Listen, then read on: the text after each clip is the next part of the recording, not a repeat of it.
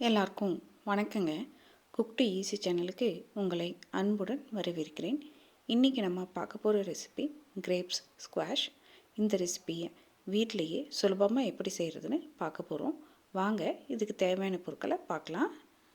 நான் ஒரு கப் அளவுக்கு விதை இல்லாத கருப்பு திராட்சைங்க சுத்தம் பண்ணி எடுத்து வச்சுருக்கேன்.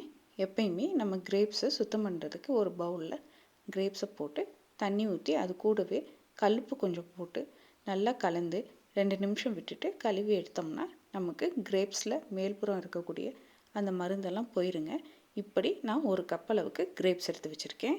எந்த கப்பில் நம்ம கிரேப்ஸ் அளந்தோமோ அதே கப்பில் 2 கப் அளவுக்கு சர்க்கரைங்க, 1.5 கப் அளவுக்கு தண்ணி, இது ரெண்டையும் ஒரு பாத்திரத்தில் சேர்த்துட்டு இப்போ இந்த பாத்திரத்தை அடுப்பில் வச்சு நல்லா சர்க்கரை கரையிற வரைக்கும் காய்ச்சிக்க போகிறோம். சர்க்கரை நல்லா கரைஞ்சதுக்கப்புறமா நம்ம மற்ற பொருட்களை இது கூட சேர்த்துக்க போகிறோங்க. சர்க்கரை இங்கே நல்லா கரைஞ்சிருச்சு. இப்போ இந்த ஸ்டேஜில் நான் இது கூட 1 டீஸ்பூன் அளவுக்கு சிட்ரிக் ஆசிட் சேர்த்துக்கிறேன்.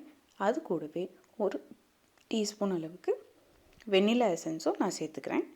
கிரேப்ஸ் எசன்ஸ் இருந்துச்சுன்னா நீங்கள் வெண்ணிலா எசன்ஸுக்கு பதிலாக நீங்கள் கிரேப்ஸ் எசன்ஸை பயன்படுத்திக்கிங்க.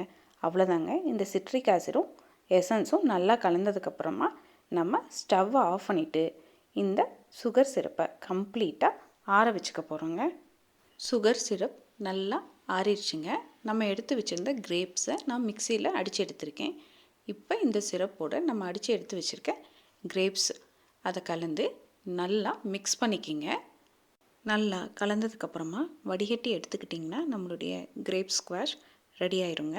இப்படி நம்ம வடிச்செடுத்த இந்த கிரேப் ஸ்குவாஷை சர்விங் டம்ளரில் பாதி டம்ளருக்கு நிறச்சி மீதி டம்ளருக்கு ஐஸ் வாட்டர் ஃபில் பண்ணி அது கூடவே 2 இல்லாட்டி 3 ஐஸ் க்யூப்ஸ் போட்டு பரிமாறினோம்னா சில்லுன்னு நம்மளுடைய கிரேப் ஸ்குவாஷ் ரெடி ஆயிடுச்சுங்க. நம்ம ரெடி பண்ண இந்த கிரேப் ஸ்குவாஷை 3 வாரம் வரைக்கும் ஃப்ரிட்ஜில் ஸ்டோர் பண்ணி நம்ம யூஸ் பண்ணிக்கலாங்க.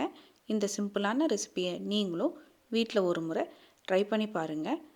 உங்களுக்கு இந்த ரெசிபி பிடிச்சிருந்தா குக் டு ஈஸி சேனலுக்கு லைக் பண்ணுங்கள், ஷேர் பண்ணுங்கள், கமெண்ட் பண்ணுங்கள். மறக்காமல் குக் டு ஈஸி சேனலை சப்ஸ்கிரைப் பண்ணிக்கோங்க. வணக்கங்க.